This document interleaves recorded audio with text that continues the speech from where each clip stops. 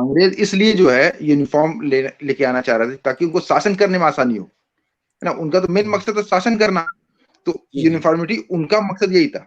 और जैसे मैं सवाल ये आता है कि भारतीय संविधान डिफरेंसेस को तो एक्सेप्ट करता है, डिस्क्रिमिनेशन के खिलाफ है। तो अब इतने बड़े समाज में डिफरेंसेस तो रहेगी रहेगी, तो ऐसे बिल्कुल। में आप डिफरेंसेस के खिलाफ जाकर कोई एक कानून कैसे लागू कर दीजिए।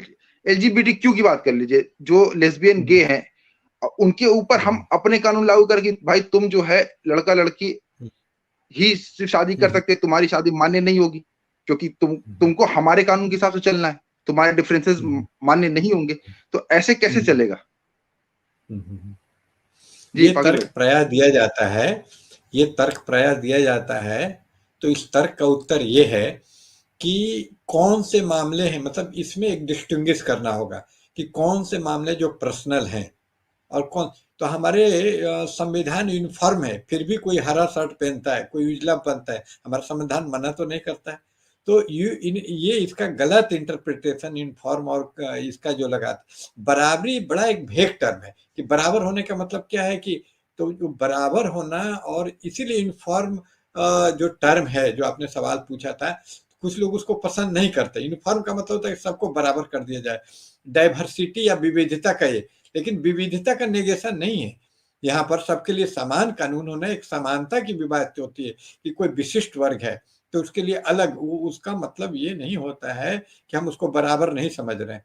तो ये सबके लिए एक समान कानून बनाने का अर्थ ये कतई नहीं होता है कि नागरिक का जो विविधता है उसके जो अलग यूनिक अधिकार हैं, जैसे कि नॉर्थ ईस्ट के लोग हैं, उनकी विवाह परंपराएं अलग हैं, उनको संरक्षित किया जाए नहीं किया जाए ऐसे।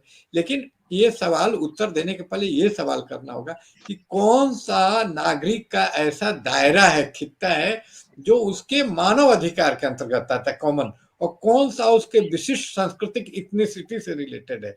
तो यहाँ ये यूनिफॉर्म या कॉमन की जो बात हो रही है, इसमें सबसे बड़ा जो ऐतराज का पॉइंट है मेरे अनुसार कि ये यूनिफॉर्मिटी वगैरह इतिहास के आधार पे होना चाहिए, ना कि रिलीजन के आधार होना चाहिए, क्योंकि एक रिलीजन भी एक समान नहीं होता है। उसमें बांग्लादेश पाकिस्तान अलग नहीं होता उसका कल्चरल। तो एक रिलीजन को एक कल्चरल यूनिट मानना गलत है। तो उसके इतिहास में अगर एक अलग परंपरा है विवाह की, तो उसको अलाउ करने में कोई दिक्कत नहीं है। कॉमन का मतलब ये नहीं होता है कि सबको एक लाठी से हाँक दिया जाए। कॉमन का मतलब होता है कि न्याय के हिसाब से, जस्टिस के जो जस्टिस का बेसिस है, जस्टिस के बेसिस में जो चीज बराबर होना चाहिए सबके लिए बराबर हो।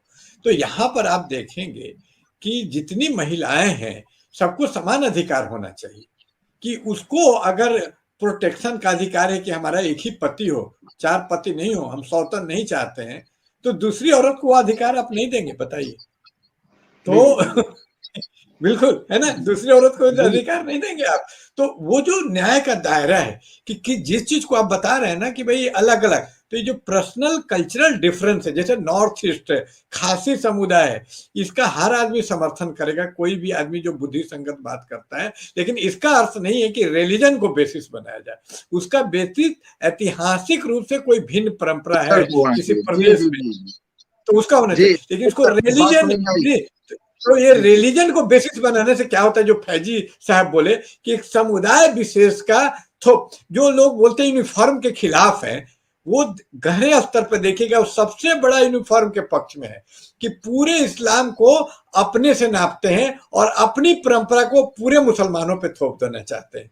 तो कोई दूसरा थोपता है, इनको तो बुरा लग रहा है, लेकिन ये अपनी अरबी परंपरा को मुसलमान बोल के तमाम पसमानदा से लेके और बंगाली मुसलमान, तमिल मुसलमान सब पे थोप देना चाहते हैं।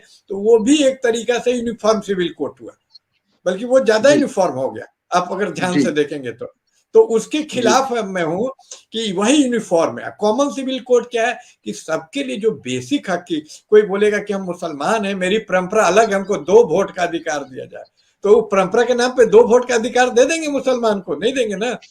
जिन्ना ने मांग भी ऐसा कर दिया था बेतुका, जिसका हाँ खिलाफत बाबा अम्बेडकर ने अपनी किताब में किया है, उसने मांग जी किया जी था 2 वोट जी का। जी। हमने तो हमने ये उसमें बहस भी बराबरी किया है। है।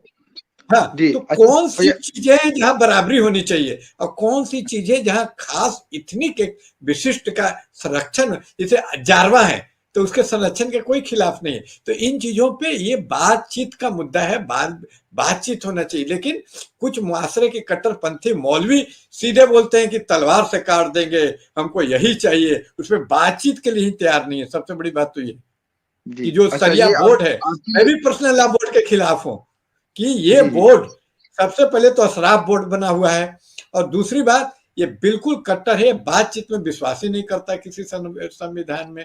जब भी बातचीत की, ऐसा नहीं कि आज बीजेपी है तो उसको सांप्रदायिक लोग बोलते रहे, कांग्रेस के टाइम में भी ये बातचीत के लिए, साहबानों के केस में भी ये बातचीत के लिए तैयार नहीं था। आएंगे इस पे, इस पे आएंगे। मैं थोड़ा सा हाँ जी, आपकी बात